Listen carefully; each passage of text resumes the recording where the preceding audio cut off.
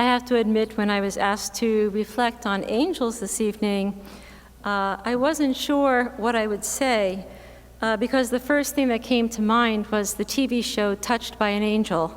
Then I thought of Valentine's Day with those cute little cherubs surrounding hearts. And then I thought of the church where I grew up, where angels were all in the dome. And I guess I'm something of an angel skeptic, and yet I really appreciate what Matt was sharing this evening. And yet when I reflect on angels, the word angel meaning messenger, or God's thoughts, or God's love extenders, and now we can say maybe God's quantum entanglement with us, you know.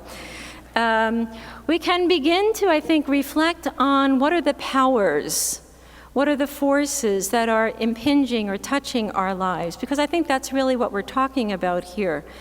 In the 5th century, the Pseudo-Dionysius drew up a whole scheme of angels. Angels of love, the cherubim, angels of knowledge, the seraphim, angels of powers and principalities, and we still speak about angels in the liturgy.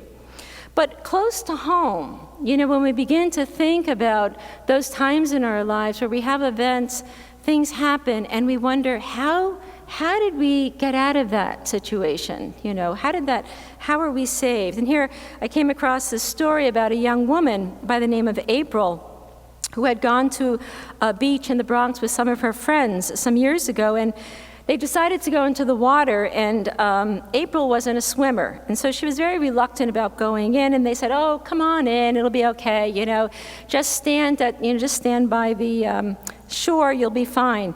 So she did. She was standing there, and the tide was building up, and the next thing she knew, she was being pulled in by the water. And she was sucked into where the water, there was a drop, you know, in the floor of the ocean there, and she started to go under, and she started drowning, and she started panicking.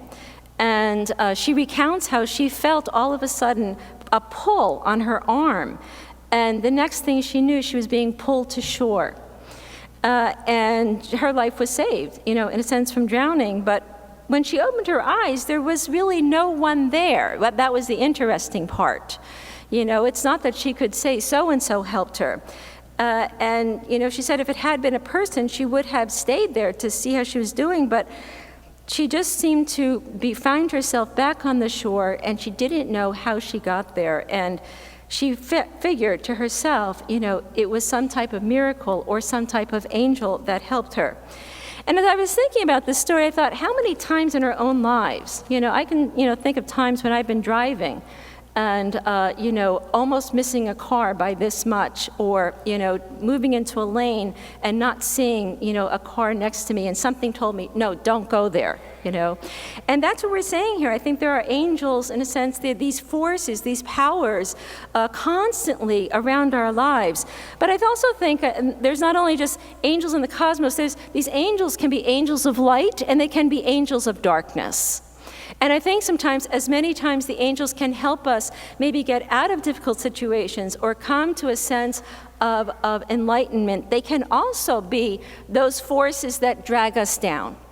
If we still have Satan on our, you know, list of things, you know, that angel of darkness or a fallen angel, what are the forces that we're asking? What are the forces that lead us into feeling angry, feeling self-righteous, you know, feeling manipulative, or feeling like, yeah, you know, this is my turf, this is my thoughts, and I don't care what you say. You know, what are those forces?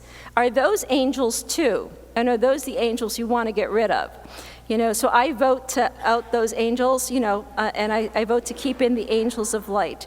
I think the types of angels that we want to be attentive to are the angels that, in a sense, those forces and powers that lead us to a sense of a light, a peace, a sense of well-being.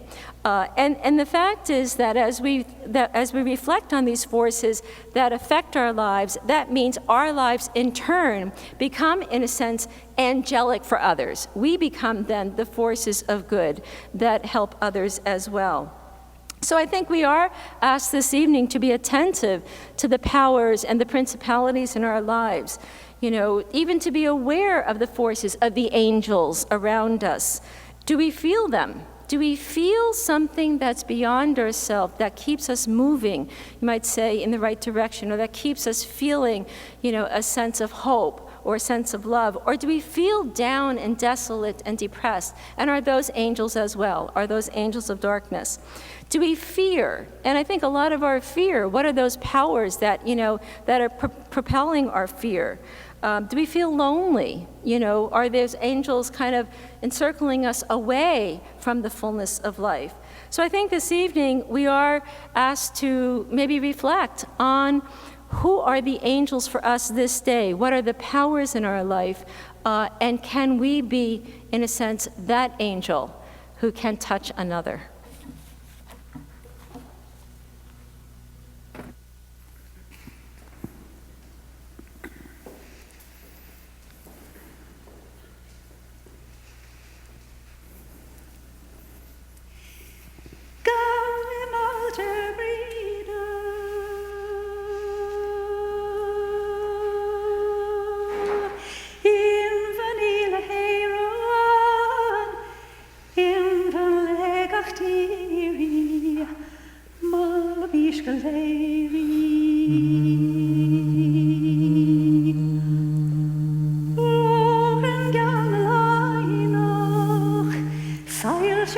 Tiro